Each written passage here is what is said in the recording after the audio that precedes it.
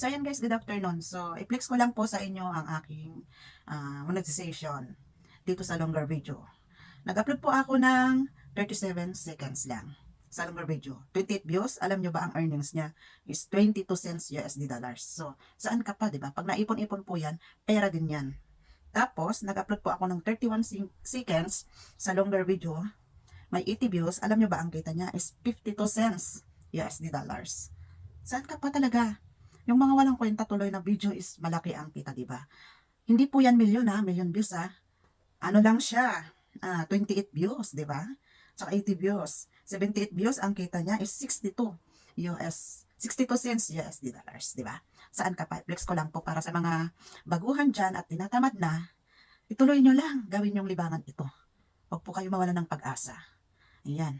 Kaya, payong kaibigan, kung sakaling ibinababa kayo ng iba na wala daw patutunguhan ang iyong pagpo-post dito kay Facebook, huwag nyo pong pakinggan. Dahil ang malaking tumutulong ay hindi friends at hindi relatives at lalong hindi kapamilya, diba?